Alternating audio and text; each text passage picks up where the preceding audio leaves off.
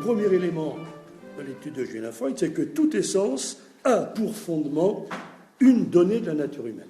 Et nous allons voir tout à l'heure quelle est la donnée de la nature humaine qui est à la base de cette essence spécifique du politique. Mais ce que je voulais dire, c'est que, bien sûr, il ne faut pas aller jusqu'à penser, et Julien Freud ne le dit pas, et je ne le pense pas moi-même, que le politique est l'essence unique de la nature humaine. C'est le politique qui est la principale essence qui correspond à la nature humaine. Parce que c'est de cette essence-là que dépend la mise en œuvre des autres essences. Julien Freud dit qu'il y a 6 essences qui correspondent chacune à une donnée de la nature humaine. La première, qui est la condition des autres, je le dis, c'est le politique. La deuxième, c'est l'économie. La troisième, c'est la religion. La quatrième, c'est la morale. La cinquième, c'est la science. Et la sixième, c'est l'art. Voilà, pour Julien Freud, à chacune de ces 6 essences correspond une donnée selon la nature de l'homme. Mais si nous mettons l'essence du politique ou le politique en tête, c'est parce que qui est la condition absolue, je ne dis pas qu'elle est suffisante, mais je dis qu'elle est absolument nécessaire de la mise en œuvre des autres. Alors, quelles sont les données de la nature humaine correspondant à chacune de ces essences? Celle dont nous allons nous occuper, c'est la première, c'est la politique. Mais je voudrais par curiosité vous donner pour chacune des essences dont Julien Freud fait le catalogue, quelle est la donnée stricte de la nature humaine correspondant à chacune d'entre elles. C'est extrêmement intéressant, parce qu'aucune vie d'homme ne peut faire l'impasse sur aucune de ces essences. Si c'est l'essence du politique qui conditionne toutes les autres, ce dont je suis absolument convaincu et que je répète depuis plus d'un demi-siècle, les autres sont... elles appartiennent tellement à la nature humaine que si un homme prétendait faire l'impasse sur une de celles-là, certainement il ne pourrait pas faire aboutir sa nature humaine à ce à quoi elle est appelée, c'est-à-dire la contemplation, la vision béatifique, comme dit saint Thomas d'Aquin, la fruition de Dieu. Quelle est la donnée de la nature humaine correspondant aux politiques? C'est la société, je viens de vous le dire, ça va être le sujet que je vais essayer d'aborder assez rapidement. L'économie, c'est quoi? Aristote le dit, c'est pareil, c'est le besoin. Quel est le donné de la religion? On peut le formuler de différentes façons, mais c'est Dieu, c'est les dieux, pour dire clairement c'est Dieu. Je disais que Aristote lui-même le dit de façon non équivoque. Vous voyez les conséquences que ça a. Je fais juste une toute petite parenthèse parce que c'est un sujet sur lequel je ne reviendrai pas tout à l'heure. C'est-à-dire que pour que l'homme puisse aboutir à l'obtention, ce qui correspond à sa nature, dans le domaine de la religion, il faut la condition préalable du politique. Que la politique fasse faire alors une grande partie du chemin dans le sens de l'accession à cette donnée de la nature humaine. Quelle est la donnée de la morale? C'est le bien. Quelle est la donnée de la science? C'est la connaissance. Quelle est la donnée de l'art? C'est le beau. Là, vous avez, selon Julien Freud, vous avez fait le tour de ce dont a besoin la nature de chaque homme pour arriver à un certain épanouissement. Le deuxième point, c'est que selon Julien Freud, selon moi, selon Maurras, selon saint Thomas d'Aquin, selon Aristote, les essences, ça c'est le vocabulaire de Julien Freud, hein, c'est pas, je ne dis pas que les autres s'expriment de la même façon. Les essences sont irréductibles les unes aux autres, irréductibles les unes aux autres. C'est-à-dire, non seulement on ne peut pas les confondre, mais même à la limite, on ne peut pas introduire dans l'une d'entre elles des déterminations qui appartiennent à l'autre. Si on altère l'essence du politique en glissant à l'intérieur des déterminations qui n'appartiennent pas au politique, eh bien, on empêche la nature humaine, dans une certaine mesure, d'arriver à son épanouissement, et en tout cas, on détruit l'essence du politique. Je rappelle cette citation de Pierre Debray, 1966, depuis un siècle au moins, le phénomène politique semble se dissoudre. Les idéalistes cherchent à le réduire à des rapports de droit réglés sur les normes de la conscience morale, Les matérialistes, à l'inverse, ne veulent voir en lui qu'une superstructure destinée à masquer les rapports économiques qu'ils tiennent pour la seule réalité. Vous avez compris? C'est que d'un côté, il y a ceux pour qui le politique se ramène à la morale, de l'autre côté, ceux pour qui le politique se ramène à l'économie. J'ai mis de côté une citation qui n'est pas piquée des vers. Elle date du 3 août 2012. Évidemment, l'auteur de ce texte est notoirement idiot, mais c'est un type très important. Il s'agit de Michel Barnier, qui est actuellement commissaire européen au service financier. Il a fait toute sa carrière dans une fidélité sans faille à l'idéologie dominante. Alors, il exprime ce que doit être l'Europe selon l'idéologie officielle. L'Europe a beaucoup fait en peu de temps pour corriger les faiblesses accumulées depuis 10 ans, notamment en créant une union économique à côté de l'union monétaire. Maintenant, il s'agit d'aller vers une fédération européenne. Une fédération, cela veut dire une gouvernance économique, une gestion collective de nos orientations budgétaires, une union bancaire, une politique industrielle, un budget beaucoup plus fort.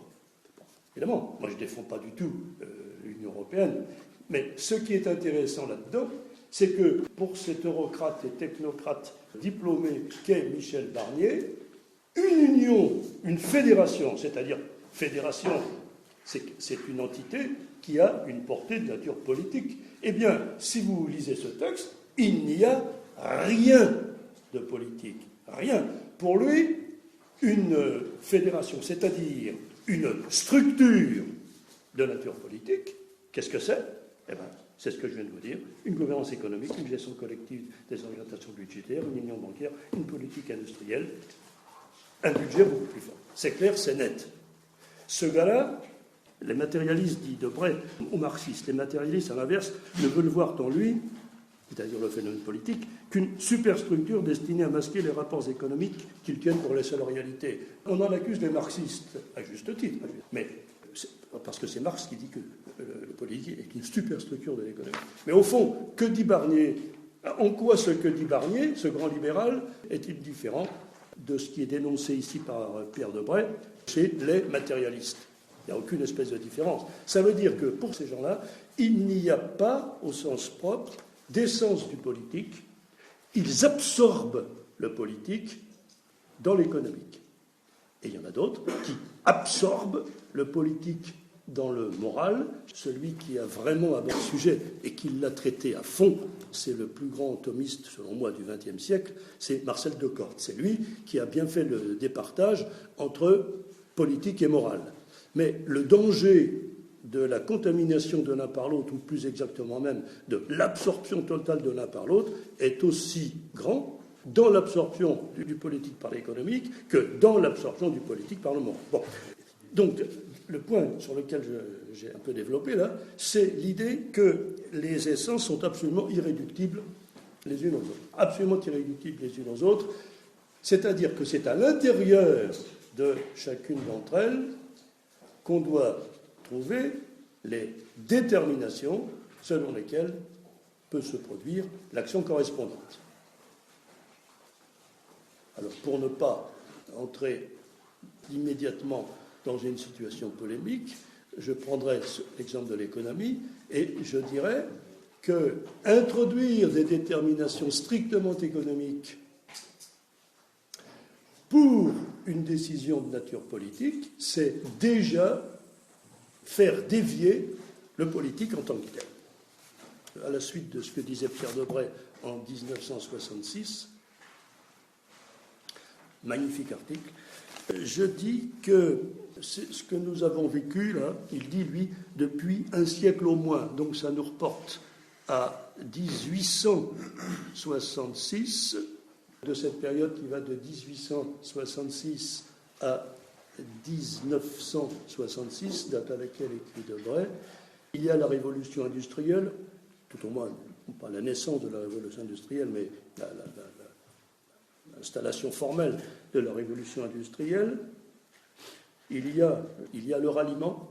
Je suis absolument convaincu de l'aspect absolument destructeur de l'encyclique de Léon XIII au milieu des sollicitudes, 1892. Ça, ce sont des éléments fondamentaux. C'est une véritable révolution culturelle. Et cette révolution culturelle, il y a deux éléments qui sont des causes interactives entre elles, qui sont la dénaturation de la cité, c'est la citation de Barnier que je viens de vous dire, et puis, autre chose, alors qui est analysée par Marcel de Corte d'une façon tout à fait remarquable, et ça vient plutôt du ralliement, c'est le surgissement à l'intérieur du politique d'une force qui va le dynamiter rigoureusement de l'intérieur, c'est les droits de l'homme. C'est les droits de l'homme. Alors, les droits de l'homme, j'ai aussi des citations absolument incroyables, des articles de journaux, j'en ai deux que je vais vous citer, qui sont absolument stupéfiants. C'est-à-dire l'idée que chaque homme, du fait même qu'il est, j'allais dire biologiquement, ontologiquement homme, je ne sais pas comment dire, a des droits imprescriptibles. Qu'est-ce que vous voulez ? On est aux antipodes d'Aristote et de saint Thomas. J'ai de mémoire deux titres de journaux. Un que j'ai revu récemment, qui est dans mes archives, et un autre que je n'ai pas retrouvé, mais qui est beaucoup plus récent et que j'ai gardé en mémoire. Le premier, c'est une tribune libre, je crois, qui avait été faite par Badinter, en son temps, et qui est intitulée ainsi « Le criminel est un citoyen ». Plus récemment, c'est un article en première page du Monde, je ne me rappelle plus de qui il est signé, première page du Monde, il y a quelques mois, peut-être l'année dernière. Le terroriste, lui aussi, a des droits.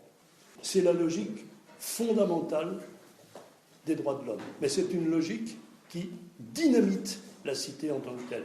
Car s'il est vrai que l'homme a des droits, c'est plutôt ce qu'on appelait dans l'ancien temps le droit des gens. Qu'est-ce que c'est le droit des gens ? Ça n'a aucun rapport avec les droits de l'homme. Le droit des gens, justement, c'est les droits de l'homme social.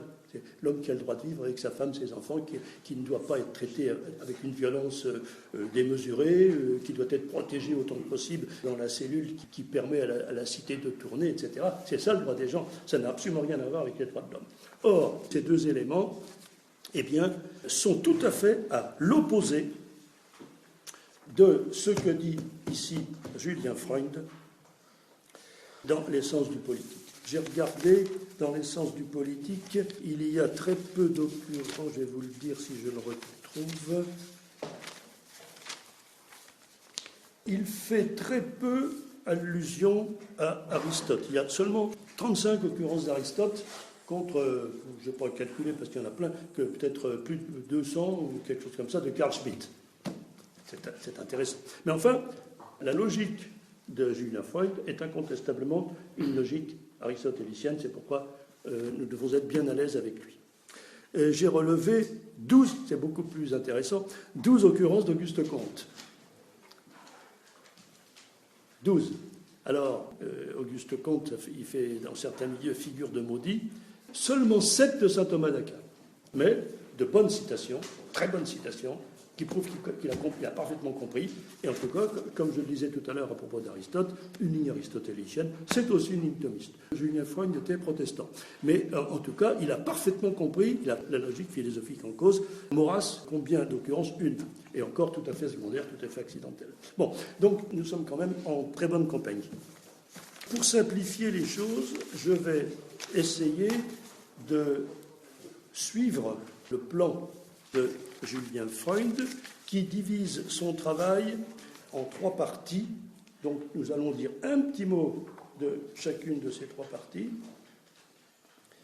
Premièrement, la donnée de la politique, c'est la société, je vous le rappelle. Ensuite, les présupposés du politique. Là, il y a des choses vraiment très importantes. Et enfin, la finalité du politique. C'est un plan qui est tout à fait simple. Je laisserai tomber tous les excursus proprement philosophiques qui alourdissent le raisonnement, et nous parlons strictement de la politique. Alors, comme je vous l'ai dit tout à l'heure, la donnée de la politique, c'est la société. C'est la société. Alors, évidemment, là aussi, il faut évacuer toutes...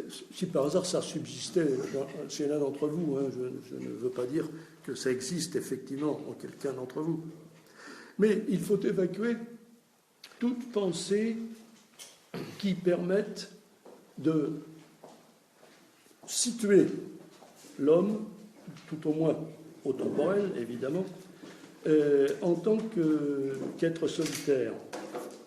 C'est pas possible. Je ne comprends même pas comment... Bon, bien sûr, vous me direz, Rousseau ne prétend pas que ça ait existé historiquement. Il ne prétend pas du tout. Mais son raisonnement repose sur l'hypothèse de l'homme solitaire, avec comme conséquence obligatoire, c'est que la société est issue d'une convention. Alors, pour Julien Freund, je répète, je ne dis pas, et il ne faut pas dire, que Rousseau prétend que ce fut une réalité historique. Bien sûr que non.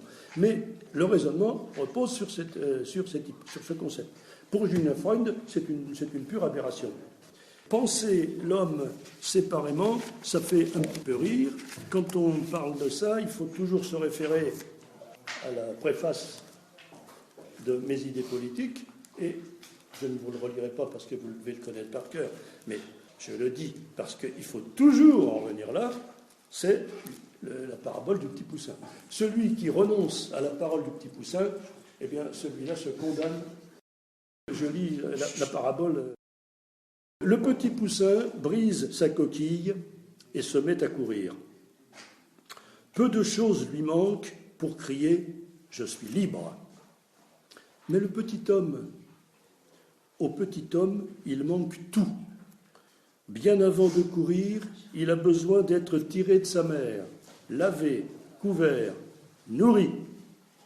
Avant que d'être instruit des premiers pas, des premiers mots, il doit être gardé de risques mortels. Le peu qu'il a d'instinct est impuissant à lui procurer les soins nécessaires. Il faut qu'il les reçoive, tout ordonné d'autrui. Il est né, sa volonté n'est pas née, ni son action proprement dite. Il n'a pas dit « je » ni « moi ». Il en est fort loin qu'un cercle de rapides actions prévenantes s'est dessiné autour de lui. Le petit homme, presque inerte, qui périrait s'il affrontait la nature brute, est reçu dans l'enceinte d'une autre nature empressée, clémente et humaine. Il ne vit que parce qu'il en est le petit citoyen. J'arrête la citation, c'est la première page de la préface inédite que Maurras a intitulée « La politique naturelle ». Quand on s'insère dans une logique soit de type rousseauiste, soit de ce christianisme dégénéré qui a fait passer dans le temporel des valeurs qui appartiennent au surnaturel, eh bien, on doit toujours avoir ça en tête. Alors, avec cette précision toutefois, et qui va tout à fait dans le sens qui sera celui de Julien Freund, ce n'est pas tellement que l'homme soit le produit de deux individus humains différents, c'est qu'il est déjà le produit d'une société.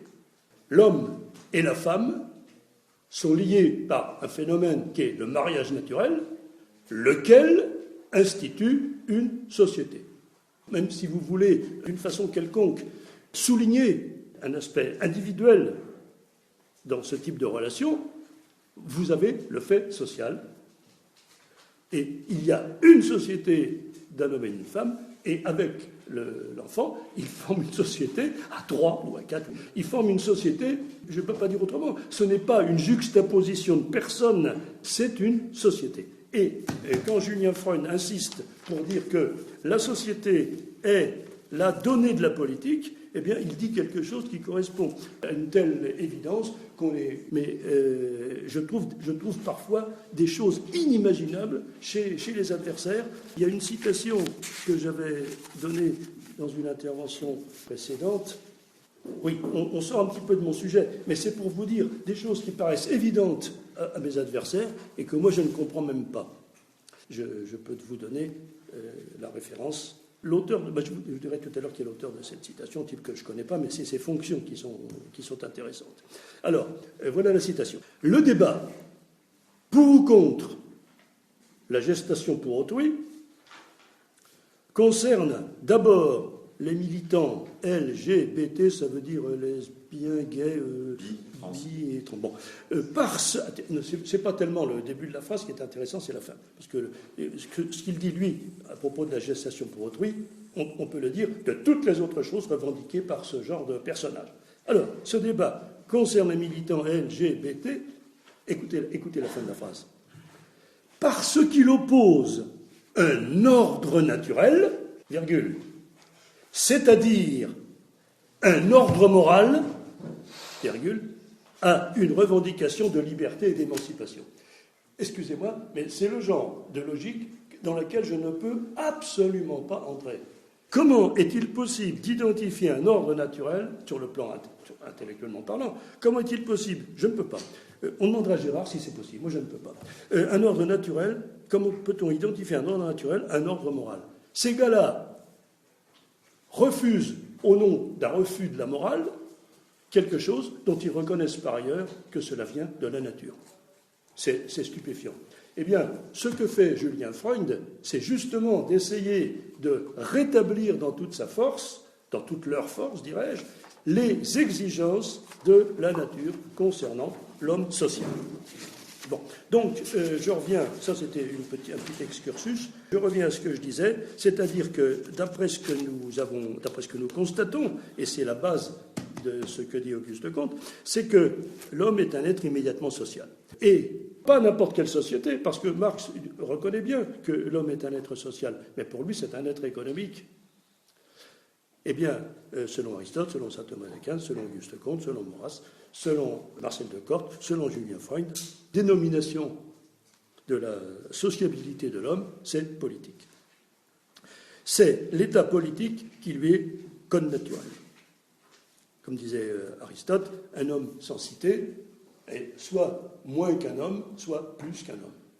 Chez les Grecs, on n'a même pas la nature humaine, à la limite, si on n'a pas de cité. Celui qui n'a pas de cité, il est moins qu'un homme, c'est-à-dire il est proche de l'animal, ou c'est l'animal, ou il est plus qu'un homme, c'est-à-dire c'est un dieu. L'état politique est rigoureusement connaturel à l'homme. Et la société est la matière, c'est un des points essentiels de Julien Freund, la société est la matière à laquelle l'activité politique donne une forme.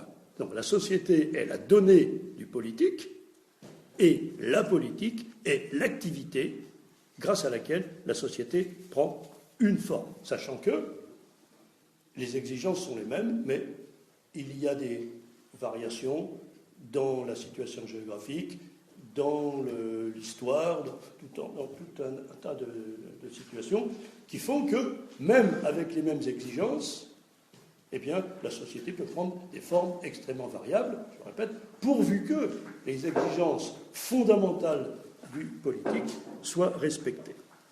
Alors, je passe sur diverses choses. Julien Freund s'étale longuement pour nier tous ceux qui imaginent une espèce de distinction, sinon chronologique, du moins conceptuelle, entre l'homme, la société, la politique. Et il dit textuellement, on ne peut pas dire, dit-il, qu'il y ait eu d'abord l'homme, puis la société, puis la politique. Il y a d'un seul tenant, je disais, j'ai employé tout à l'heure l'expression connaturelle, c'est-à-dire il y a d'un seul tenant, l'homme est tout l'homme d'un seul coup, il y a l'homme, animal politique. L'expression n'est pas, elle est reprise dans Julien Freund, mais l'expression, l'animal politique, c'est d'Aristote, et textuellement repris, latinisé, chez saint Thomas. Julien Freund parle longuement de ce sujet. On ne peut pas séparer, quand on pense l'homme, on ne peut pas le penser indépendamment et de la société, comme je viens de vous le dire avec Maurras, et de la politique, c'est-à-dire une société qui a la forme de la cité. Mais rappelez-vous aussi cette admirable formule de Maurras: si les remparts de Syracuse tombent, Archimède est égorgé. Ça nous remet à ce que je disais précédemment, d'après Freud, sur les autres essences. Si vous n'avez pas le politique comme donnée fondamentale, société égale cité, si vous n'avez pas ça, il n'y a plus rien. Il n'y a plus rien. Archimède est égorgé. Si les remparts de Syracuse tombent, Archimède est égorgé, et tant pis pour le théorème, c'est fini. Et on peut ajouter, s'il n'y a pas déjà la cité d'Athènes, il n'y aura jamais d'acropole, et jamais personne n'écrira le Timée, par exemple. Dire que l'homme est un animal politique, ce qui est le premier point de notre analyse, entraîne des conséquences tout à fait contraignantes. C'est-à-dire que la cité se trouve au centre même de cette essence du politique. Pour passer à la suite, je dirais, je pense que j'ai pris la formule à peu près textuellement chez Freud, que l'histoire n'est que le développement de toutes les essences dont nous avons parlé, conditionnées par l'essence du politique, en manifestations concrètes et contingentes. C'est tout. On est dans une perspective d'une même logique, mais il y a des manifestations concrètes et contingentes. L'homme est intelligent et libre, ce qui ne veut pas dire qu'il fasse un bon usage de son intelligence, ni forcément non plus un bon usage de sa liberté, mais il lui revient, par sa nature, d'organiser la cité. Les règles de l'organisation de la cité lui sont rigoureusement imposées par sa nature humaine, mais il y a des variantes, dont j'ai parlé tout à l'heure. Mais cela est soumis absolument à son intelligence et à sa liberté. Sachant que,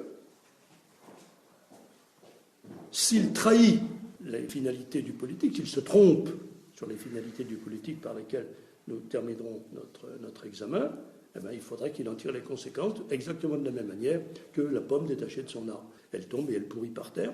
La seule différence entre la pomme et l'homme, il y a une différence, elle n'est pas très importante, c'est que l'homme serait comme si une pomme pouvait dire « finalement, je ne vais pas tomber de l'arbre ». Et si elle s'arrêtait à mi-hauteur, ce n'est pas possible. Donc l'homme est attiré, s'il se trompe, s'il est décroché de son arbre, il tombe de la même façon que la pomme. Et il pourrit de la même façon que la pomme. On peut peut-être ajouter une chose qui est assez intéressante, qui facilitera la compréhension de la dernière partie, c'est que déjà, à partir du moment où vous parlez de cité, c'est-à-dire la structure politique nécessaire à la sociabilité de l'homme, c'est que déjà vous introduisez un certain nombre d'éléments nécessaires qui vont éclairer la suite. Par exemple, la nécessité du commandement. Et ce n'est pas le point que va le plus exposer Julien Freud, mais c'est un point sur lequel, quand même, il dira des choses assez intéressantes. Alors, la société, elle ne se compose pas d'individus, nous l'avons dit, elle se compose déjà d'autres sociétés. C'est une manière tout à fait fictive que d'imaginer la société composée d'individus juxtaposés. C'est issu de l'idéologie des droits de l'homme et c'est rendu nécessaire au moins sur un point pratique, mais qui entraîne des conséquences de pensée considérables. C'est implicite dans le présupposé démocratique. Évidemment, la démocratie, sous la forme où nous la connaissons, elle ne tient pas compte des sociétés intermédiaires constituant la cité. Elle tient compte des individus. Et bon, moi, quand j'étais jeune, on ne votait qu'à 21 ans. Après ça, il y a eu le vote à 18 ans. Et je me souviens qu'à l'époque du ministère de Jospin, il a été annoncé que, tôt ou tard, fatalement, on devrait aboutir au vote à 15 ans. Pourquoi pas, hein? Mais vous comprenez en quel sens ça réalise l'atomisation totale, par exemple, de la société familiale. Si le père a en face de lui un gamin de 15 ans qui a le même droit de vote, franchement, c'est... Bon, enfin, mais ça a été pareil. Moi, je me souviens très bien, lorsque le vote a été institué à 18 ans, il y a des gens à qui ça a paru un pur délire, en disant, mais comment quelqu'un de 18 ans peut-il avoir une conscience politique justifiant prise de position sur des points aussi importants que, par exemple, la politique étrangère ou je ne sais quoi d'autre. Vous pouvez être absolument sûr que le vote à 15 ans, vous pouvez être absolument sûr que c'est imminent. Ça, c'était donc la donnée de la politique. J'espère que j'ai été assez clair là-dessus. Le deuxième thème sur lequel réfléchit Julien Freund, c'est les présupposés du politique. Alors là, c'est extrêmement intéressant aussi. Les présupposés du politique. De la même manière qu'on ne peut pas parler du politique si on n'a pas parfaitement pénétré la nature, la fonction, la portée de la donnée du politique et de la cité, de la même manière, il est impossible de comprendre l'essence du politique si on ne voit pas les présupposés. Selon Julien Freund, il y a 3 présupposés du politique. Enfin, ils sont aussi nécessaires l'un que l'autre. On peut les mettre dans des ordres différents. Lui, Julien Freund, il y en a un qu'il privilégie parce qu'il est largement disciple de Carl Schmitt. Personnellement, j'ai tendance à en privilégier un autre, mais je ne suis pas tout à fait sûr de moi, donc je ne dirai rien de précis là-dessus. Alors, quels sont les trois présupposés? Premièrement, présupposé du commandement et de l'obéissance, nous l'avons dit, ça saute aux yeux dès lors que nous présumons l'existence de la cité, le commandement et l'obéissance. Deuxièmement, le présupposé, et c'est celui-là sur lequel Freund insiste lourdement, c'est le présupposé de l'ami et de l'ennemi. C'est vraiment capital. Et enfin, le troisième, c'est la distinction du privé et du public.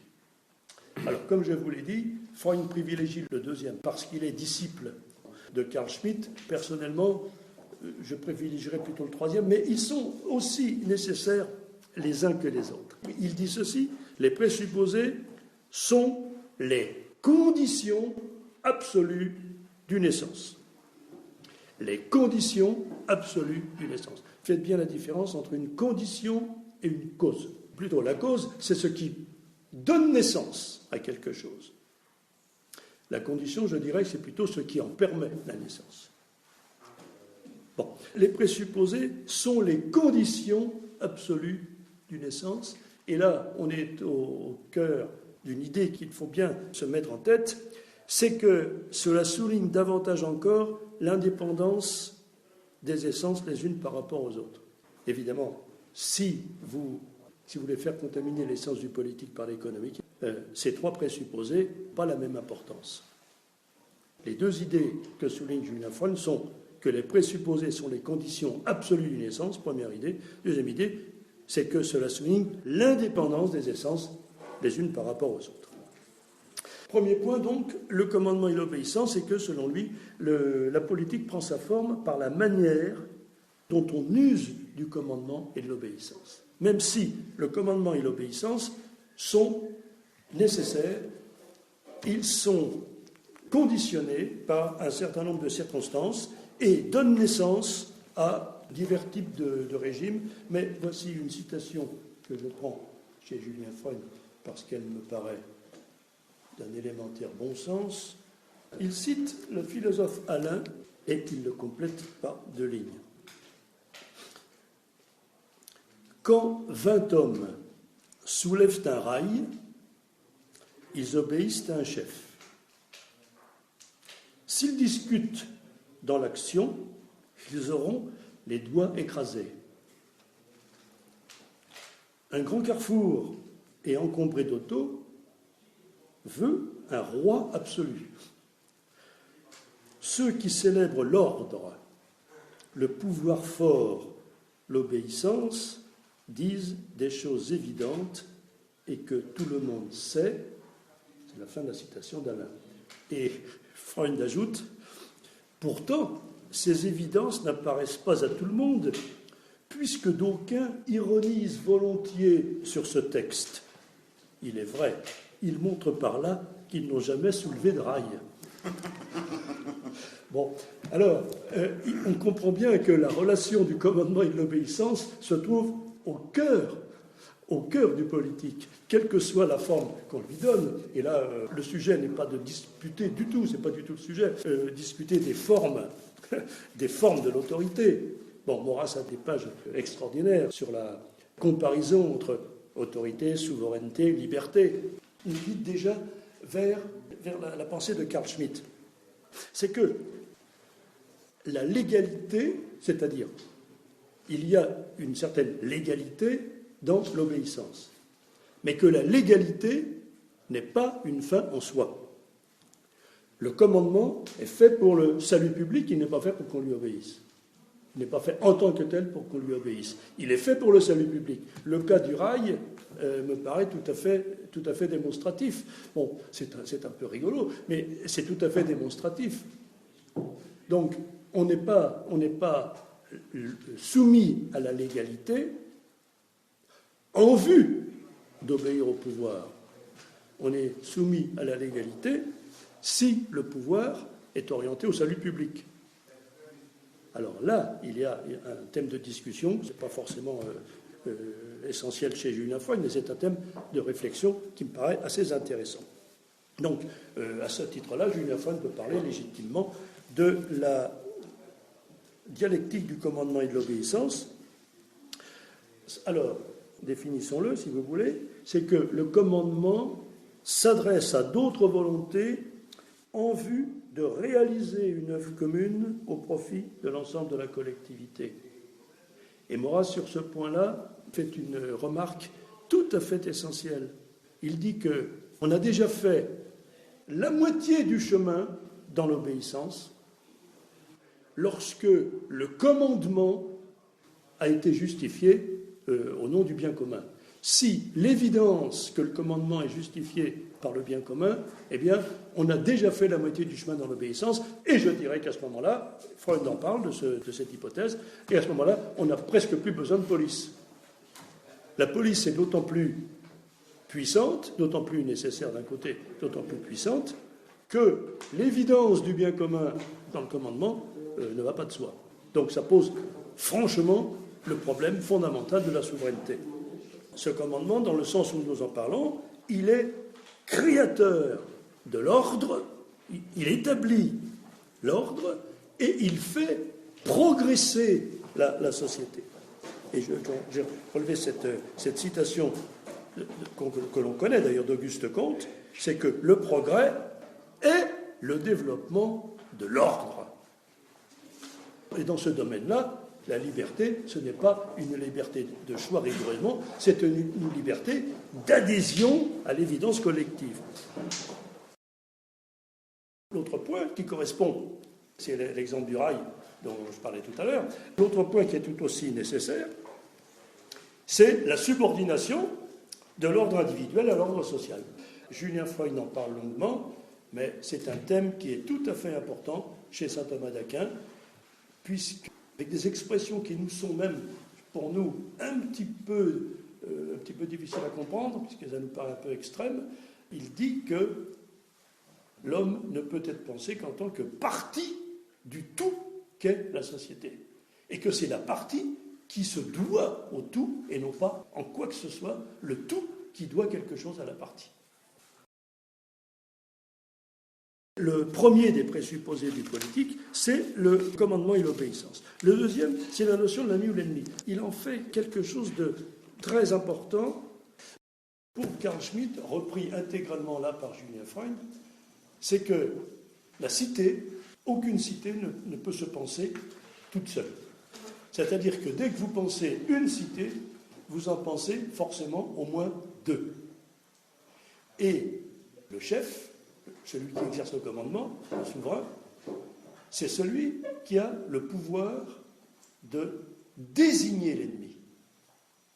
Ça ne veut pas dire ennemi au sens forcément belliqueux, mais c'est l'altérité. On dit, le politique, c'est un pluriversum. Quand Maurras dit que l'Église catholique est la seule internationale qui tienne, il souligne quelque chose de parfaitement vrai, c'est que le christianisme est un universum qui s'adresse aux individus, quels qu'ils soient, indépendamment de toute frontière, de toute race, sur l'ensemble du monde. C'est un universum. Le politique est par nature un pluriversum. Si je pense une structure politique, je pense forcément au moins deux structures politiques. 3, 4, 10, 50, 100, 200, je ne sais plus combien il y a d'États aujourd'hui. Si, dit-il, comme le projet en existe, on pouvait imaginer un État mondial, eh bien, dit Julien Freund, on serait sorti du politique. D'ailleurs, on le voit bien, puisque selon la logique que je vous ai dit tout à l'heure dans la citation de Barnier,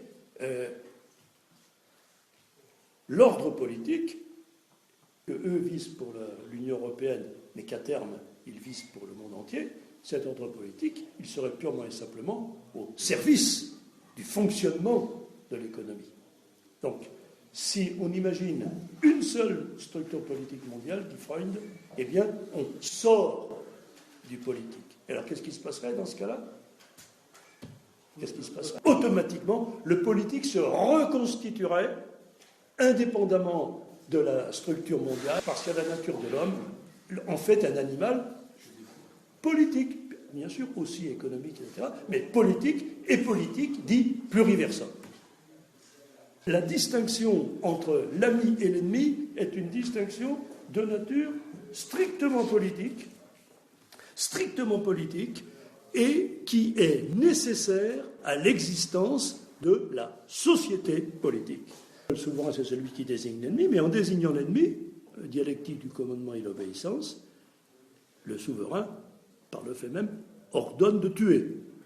C'est un exemple extrême, puisque, comme je vous l'ai dit tout à l'heure, l'ennemi, ce n'est pas forcément celui à qui on fait la guerre, c'est l'autre. Mais cet autre peut devenir un ennemi. Et dans ce cas-là, la souveraineté, c'est la capacité à dire, voilà, c'est celui-là qu'il faut tuer, parce que c'est celui-là qui menace, porte effectivement atteinte à l'intégrité de la cité. Donc ça va extrêmement loin, et là on retombe dans l'hypothèse, dans le présupposé précédent, celui du commandement et de l'obéissance. Pour obéir à l'ordre de tuer, il faut déjà soi-même avoir fait une partie du chemin dans la justification de l'acte de tuer. Cette justification, elle peut être fabriquée d'une façon complètement artificielle, comme on l'a vu par exemple pendant la guerre de 14, où la propagande de guerre ou de pré-guerre présentait l'ennemi comme un être abominable, pourvu de tous les défauts, à la limite de l'animalité, auquel s'oppose ce que nous disions tout à l'heure, c'est-à-dire l'hypothèse d'un État mondial, c'est-à-dire l'hypothèse dans laquelle il n'y aura plus aucun ennemi. Donc nous avons dit, ce ne sera pas l'État politique. Et Julien Freund fait une remarque. Ceux-là même qui disent que l'État mondial assurera la paix universelle, puisqu'il n'y aura plus d'ennemis désignés, il n'y aura plus cette hostilité ou cette altérité, disons au minimum, entre des cités voisines. Donc il n'y aura plus d'ennemis extérieurs, donc plus de risque de guerre, mais ce sont ceux-là même qui fabriquent un ennemi intérieur, un ennemi qui est le même partout dans ce qui est actuellement toutes les cités, c'est par exemple le racisme, le fascisme, le nationalisme. Voilà. Donc, dans la véritable cité, chez les véritables citoyens, l'ennemi est extérieur et est une des conditions, par lesquelles on assume sa propre cité. Dans le projet mondialiste qui nous est présenté, c'est à l'intérieur que les gens vont se bouffer de manière à pouvoir assurer la puissance, la domination d'une caste mondiale. Le troisième élément, donc, c'est celui que moi j'ai tendance à privilégier, peut-être à tort, je réfléchis toujours à cette question, c'est la distinction du privé et du public. La distinction du privé et du public, l'un des points qui est le plus mis en cause implicitement dans la conception moderne de la politique. La distinction du privé et du public. Je dirais cette confusion actuelle entre le privé et le public vient de la contamination de la politique par la morale. Nous avons dit que les diverses essences devaient avoir leur propre détermination et que si on allait chercher pour l'une des essences, et en particulier le politique, des déterminations dans une autre, à ce moment-là, on détruisait l'essence. On la corrompait en quelque sorte de l'intérieur. La distinction du privé et du public évitait la distinction bien tranchée entre le privé et le public Je le dis, elle était bien tranchée. Ça ne veut pas dire que la société ancienne ne tenait pas compte d'un certain nombre d'éléments qui sont nécessaires à la vie sociale, mais que ces éléments, quels qu'ils soient nécessaires à la vie sociale, n'intervenaient pas dans la décision strictement politique. Or, de nos jours, c'est tout à fait l'inverse qui se produit. Regardez, quand le gouvernement républicain en France, aujourd'hui, prétend qu'il faut intervenir militairement en Syrie, quels arguments donne-t-il? Il ne donne pas des arguments de nature politique. Il ne dit pas que la France a intérêt à sauvegarder ci, de conquérir ça. Pas du tout, c'est pas ça. Son argumentation est de type moral. C'est-à-dire qu'il fait contaminer le domaine dont il est le gardien, c'est-à-dire le politique, il le fait contaminer, et tout le monde trouve ça très bien, il le fait contaminer par des critères de nature morale. Tel gouvernement est un mauvais gouvernement, tel gouvernement massacre ses citoyens, tel gouvernement, je ne sais pas, quand les États-Unis attaquent, je ne sais pas, l'Afghanistan, c'est parce que les Afghans ne respectent pas les droits des femmes. Enfin, vous voyez, ce genre de truc, c'est vraiment la contamination absolue d'une essence par une autre, et par le fait même, un acte qui devrait être politique ne l'est pas. Attention, si quelqu'un tue son voisin, évidemment, le pouvoir politique intervient au nom de la justice. Parce que si quelqu'un tue son voisin, il commet un acte privé. La justice est une nécessité de l'ordre social. Mais si vous transférez cette évidence dans le domaine public, vous avez des justifications pareilles, à supposer que Béchir el-Assad tue réellement sa population, ce que je ne crois pas, naturellement. Bon, mais imaginons même qu'il le fait. Je regrette, mais il n'y a pas là une décision de nature politique. La conception de Wilson en 1917 d'une société des nations qui ferait régner une espèce de police mondiale, c'était formaliser d'une façon rigoureuse un présupposé moral que toutes les nations du monde devraient universellement respecter. C'est que plus personne n'a le pouvoir dans le monde entier de gouverner comme il l'entend. Je ne veux pas dire que je désire qu'on sauvegarde les mauvaises manières de gouverner, car il y a toujours eu des tyrans. Il y a tyran et tyran. Le tyran qui fait respecter l'ordre social, comme Staline. À l'époque de Staline, les voleurs vont en prison. Les assassins sont exécutés. Il fait respecter l'ordre social. Sa tyrannie est un abus de son pouvoir parce qu'il persécute des catégories de la population, parce que, économiquement parlant, il fait des âneries, etc. Il est le tyran, c'est ce que saint Thomas d'Aquin appelle le tyran d'usage. Bon. Mais personne n'a jamais songé, et même saint Thomas, autant que j'ai pu le lire, il n'a même pas songé à la forme moderne du tyran, la forme que nous connaissons, nous, c'est le tyran, c'est-à-dire c'est l'homme ou l'appareil qui est au pouvoir et qui ne se préoccupe en rien du bien commun, qui fixe à son pouvoir de nature politique une finalité qui n'a plus rien à voir avec la finalité du politique. Nous allons le voir dans un instant. Staline, c'est tout à fait autre chose. Et les Russes d'aujourd'hui conservent leur admiration pour Staline tout en reconnaissant qu'il a persécuté, qu'il a tué indûment, etc. Mais au moins, ils lui reconnaissent probablement ce que je viens de dire, c'est-à-dire l'ordre intérieur, et surtout d'avoir fait de la Russie une grande nation respectée dans le monde entier. Voilà, c'est un homme de gouvernement, quel que soit par ailleurs ses tares, ses fautes, ses péchés, tout ce que vous voulez, ça n'a absolument rien à voir. Il a été un chef dont l'illégitimité est venue d'un certain nombre de... bien sûr, fondamentalement, il a été illégitime, puisqu'il a pris le pouvoir. Bon, ça, c'est un autre sujet que je ne veux pas aborder. Laissons de côté le tyran d'usurpation, laissons de côté ça. Il est incontestablement un tyran d'usage, mais au moins, il fait ce à quoi est orienté un pouvoir politique.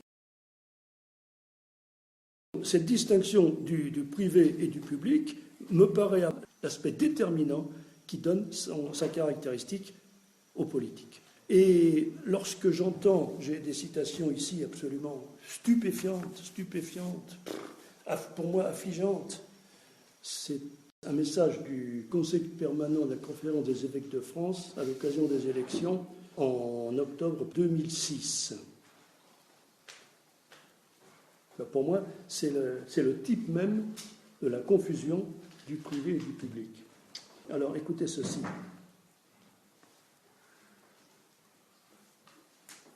Qu'as-tu fait de ton frère ?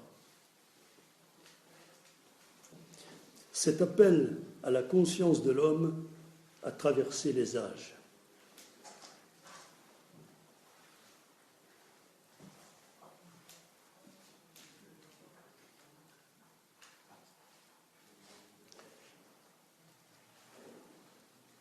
Nous ne pouvons nous adresser à Dieu chaque jour en lui disant « Notre Père » sans prendre conscience qu'il est le Père de tous les hommes, avec lesquels il nous demande de dire « nous » en étant solidaires de chacun.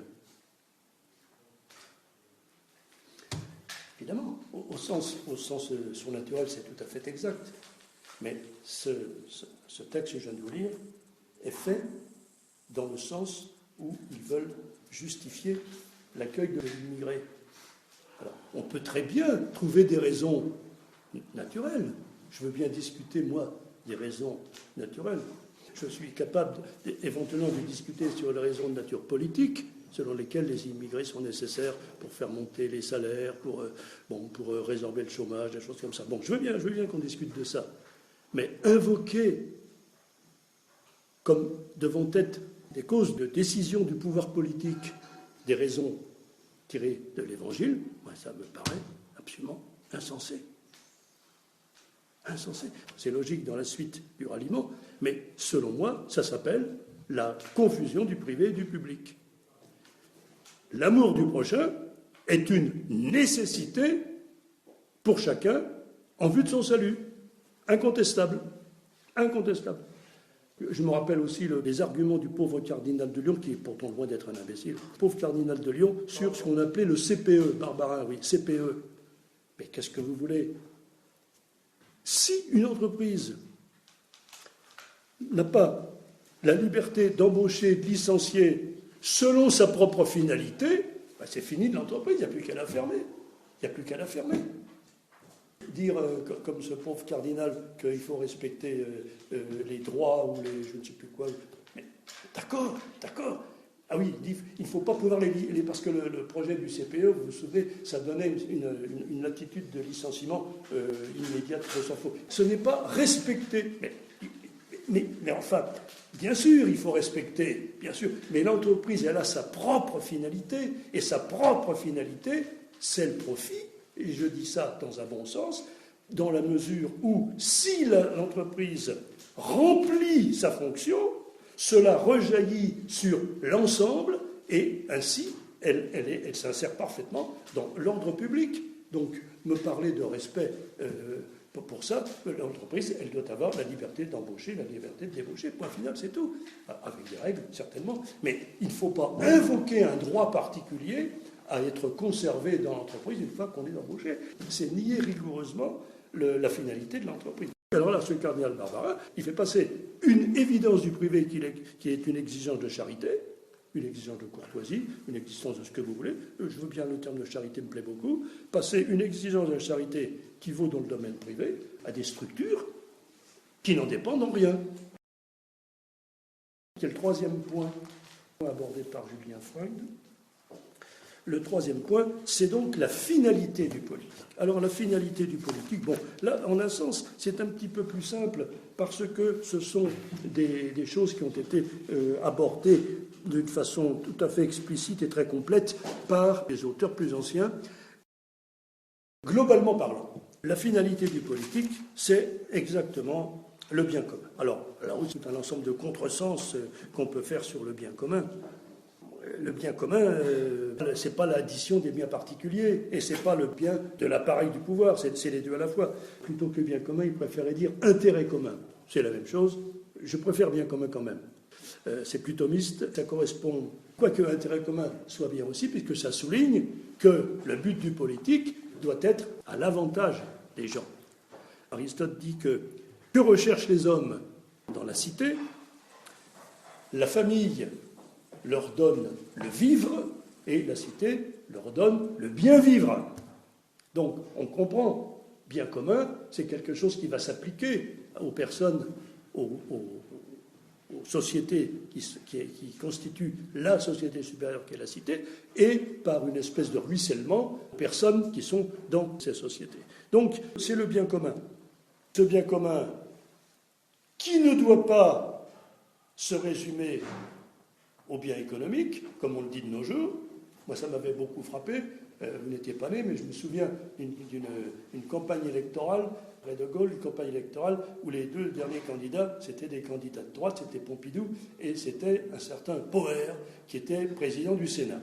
Alors, ils avaient fait des discours complètement vides, et dans la première série de discours à la télévision, on avait fait un reproche à ce pauvre président Poher parce que, dans son discours de propagande pour lui-même, il avait oublié de parler de ce qu'il ferait pour les handicapés. Le président de la République éventuel, on lui reprochait de ne pas avoir parlé des handicapés. Alors forcément, pendant la deuxième série de discours qu'ils ont fait à la télévision, le président Poher a abordé le problème des handicapés. Mais en quoi? Alors, c'est bien sûr... Je ne dis pas qu'il ne faut rien faire pour les handicapés, mais c'est comme lorsque le président Chirac avait pris en main personnellement le dossier de l'amiante à la faculté des sciences de Jussieu. Qu'est-ce que vous voulez? Est-ce que cela relève du bien commun? Mais c'est complètement ridicule. Le bien commun est d'une toute autre nature. Il y a des tas de structures économiques, administratives, de qui relève ce genre de situation. Nous sommes complètement sortis du politique. Le bien commun est la finalité du politique, mais il ne faut pas mettre dans le bien commun une quantité, une juxtaposition de quantité de biens partiels. Et actuellement, regardez, rappelez-vous le malheureux Barnier, eh bien, il ne pense qu'à l'économie. Les derniers présidents, quand ils avaient fait leur propagande, ils ne parlaient que de pouvoir d'achat, je ne sais pas quoi, emploi, vous connaissez ça beaucoup mieux que moi, mais c'est risible. C'est surtout tragique, parce que s'ils ne faisaient pas ça, les bons citoyens seraient scandalisés. Ça veut dire que nous avons totalement perdu le sens du politique. J'ai trouvé une citation. Il reprend la notion de Hobbes. Nous dirons donc que le but spécifique du politique consiste d'une part dans l'affermissement des relations extérieures et qui correspondent à la sécurité et à la protection de Hobbes, et d'autre part, dans le maintien de l'ordre et l'établissement de conditions de vie raisonnables, ce qui correspond à la paix intérieure dans la prospérité de Hobbes. En réalité, affermissement des relations extérieures. Premier point du bien commun, la première des fonctions régaliennes, la plus importante de toutes, celle sans laquelle c'est même pas la peine de penser aux autres, à savoir la protection des frontières, ce qui se fait par la diplomatie et par la guerre. La cité est fille de la guerre. Tout ce qui fait que l'étranger ne peut pas entrer ou faire entrer en toute liberté dans la zone protégée par ma souveraineté. On rejoint donc, comme je vous le dis, les principales fonctions régaliennes, la diplomatie, la guerre. C'est le principal. S'il n'y a pas ça, il n'y a rien d'autre. Et deuxièmement, maintien de l'ordre, avec la troisième des fonctions régaliennes, la justice. Justice auquel on dit la police, mais la police est secondaire par rapport à la justice. Bon. Et l'établissement des conditions de vie raisonnables, quatrième des fonctions régaliennes, c'est-à-dire les finances. Je ne dis pas l'économie, je dis bien les finances, parce que l'économie est à 90% remise à l'initiative et à la liberté de chacun. Je vais vous faire une conclusion quand même. Nous ne sauverons rien du tout si nous n'en revenons pas à l'indépendance du politique. Savoir ce qu'est le politique en tant que tel, refuser toutes les contaminations qu'on lui fait subir. Tant que la cité n'aura pas retrouvé sa nature propre de cité, le travail que nous ferons ne sera rien. Rien. La politique, c'est de l'action, ce n'est pas autre chose. Regardez ce que dit Proudhon. c'est pourtant quelqu'un de bien, Proudhon, mais il était idéologue.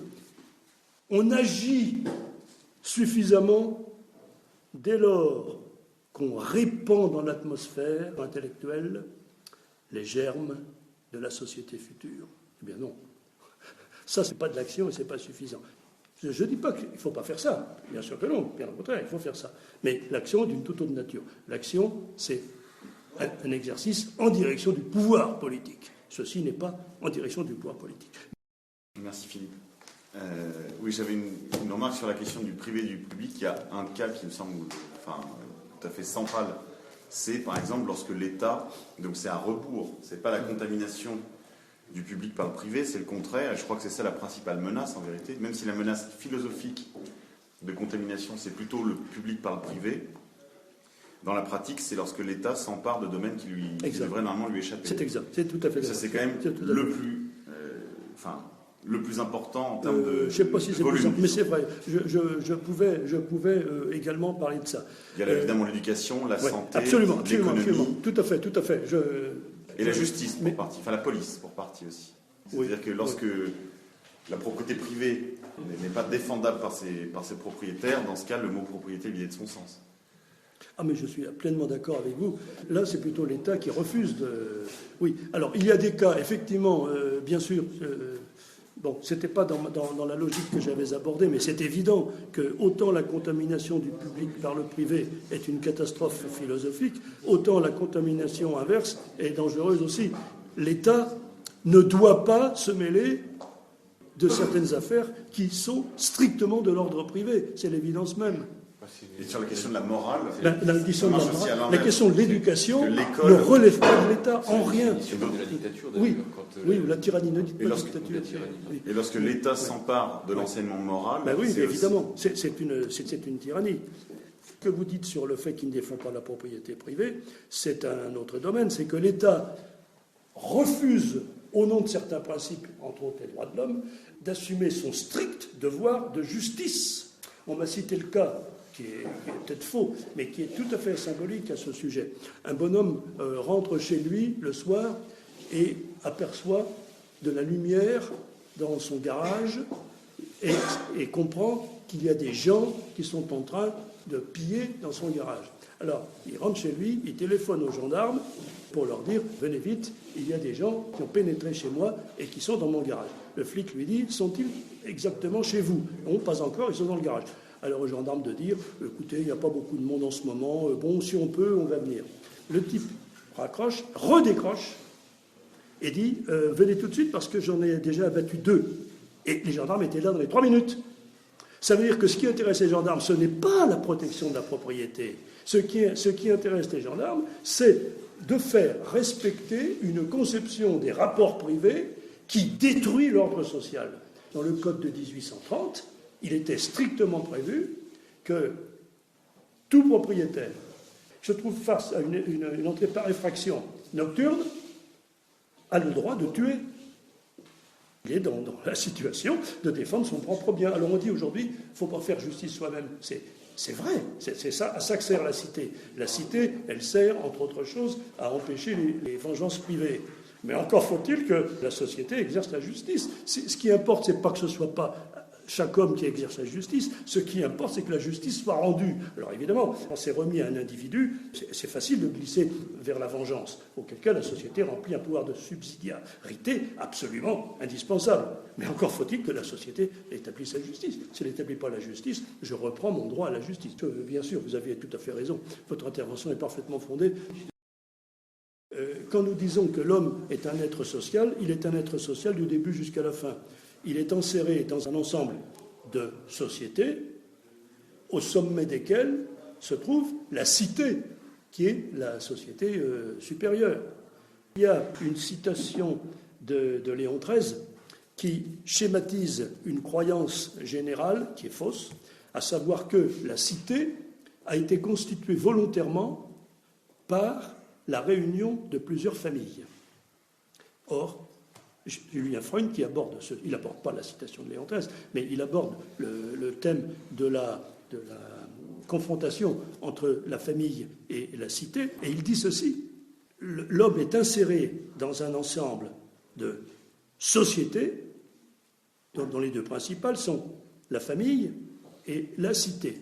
Mais, dit-il, lorsque les hommes vivaient à l'état familial ou tribal, avant qu'on ne parle de cité au sens juridique du terme, eh bien Freud dit textuellement, je peux vous retrouver le passage, qu'il ne faut pas imaginer que ce soit des familles qui se soient rassemblées dans la cité, c'est parce que, antérieurement à ça, le père de famille, qui effectivement était père de famille, était en même temps investi des pouvoirs qui seront ceux de la politique.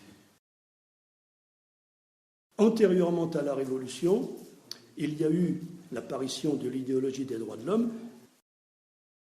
Le christianisme a apporté une révolution intellectuelle absolument fondamentale, c'est qu'il a établi, sur le plan individuel, la relation de l'homme avec Dieu. Alors que chez les anciens, la cité était le médium entre l'homme et les dieux. Le christianisme a établi une relation de type personnel. Et c'est à partir de la révélation chrétienne que l'homme peut dire au sens strict « je ». Dieu le reconnaît comme un « je », ce qui n'était absolument pas, ne pouvait pas, logiquement, être le cas avant. Bon, c'est une libération absolument fondamentale, c'est une clarification ontologique parfaite. Et ça tourne bien, cette histoire-là, pendant quelques siècles. Donc, c'est-à-dire que c'est la personne, c'est chaque personne qui est en lien avec Dieu, sur le plan surnaturel. Sur le plan naturel, la cité reste la cellule fondamentale dans laquelle l'homme s'épanouit. À l'intérieur de la cité, l'homme n'est pas une personne. Il ne l'est pas. Il est membre de plusieurs groupes intégrés les uns dans les autres. Sa valeur de personne, tout le monde la reconnaît dans la cité chrétienne. Dieu, tout le monde reconnaît la relation de l'homme à Dieu, donc il n'y a aucune difficulté. Mais neurotemporel, l'homme est conditionné par tout un ensemble de forces, de son milieu social, sa filiation, etc. Et il n'est pas je, il est toujours nous. Au XVIIIe siècle, il y a le début de ce transfert de la notion de personne qui n'est valable que pour la communion des saints, au sens surnaturel, dans la transférer. Bon, alors ça c'est la première étape, c'est les droits de l'homme, c'est au moment de la Révolution. Et la deuxième étape radicale et définitive, c'est malheureusement le ralliement. Parce que, à partir de ce moment-là, le pape prétend agir sur le politique, et il ne peut agir sur le politique qu'en christianisant d'une façon explicite les idéologies individualistes de la Révolution. Alors, il y a eu le pire de tous là-dedans, c'était Paul VI. Paul VI qui va dire à l'ONU, l'Église est experte en humanité. Pas du tout. La phrase est exacte. Hein. Elle est experte en salut. Il y a opposition entre la cité antique et la révélation chrétienne. Ça oui, puisque dans la cité, elle est censée être, comme je disais tout à l'heure, le médium entre Dieu et les hommes. Donc là, il ne peut en rien y avoir de je. Et les empereurs romains qui persécutent les chrétiens ne peuvent absolument pas comprendre qu'on puisse être bon citoyen et en même temps ne pas respecter le culte de l'empereur. Mais Saint Justin, qui est le premier qui s'adresse à Marc Aurèle, il est le premier qui explique la distinction entre les deux. Ils reconnaissent la légitimité de l'Empire dans les domaines relevant de la politique, mais contestent à l'Empire le droit, justement, de se rendre le maître de quelque chose qui désormais appartient au je. Et toute la société chrétienne, depuis l'origine, une fois l'Empire chrétien installé, a parfaitement concilié le nous du citoyen, c'est pas celui qui a le droit de vote, hein, le nous du citoyen. Le nous du citoyen avec le je de celui qui est appelé, ce que saint Thomas appelle la fruition de Dieu, la vision béatifique. Mais à partir de Rousseau, ça peut exister, puisqu'il donne à chaque homme tout un ensemble de droits qui sont indépendants de ceux de la cité. Et il parle déjà du vote, etc. Bon, je vais vous dire les choses d'une façon très nette. Il n'y a pas de politique chrétienne. Il y a une politique naturelle qui est celle que défend l'Église. Est-ce clair? Bon, comme Louis XIV. On ne peut pas dire que Louis XIV ait été influencé par l'Église. Hein. Bon, eh bien, sa politique est parfaitement chrétienne. parce qu'elle est parfaitement naturelle. Et l'Église ne trouve rien à redire, puisqu'elle conduit au temporel, la société naturelle de Louis XIV, conduit logiquement chaque homme au seuil à partir duquel l'Église peut prendre le relais et lui assurer le salut. C'est tout, c'est ça la politique naturelle.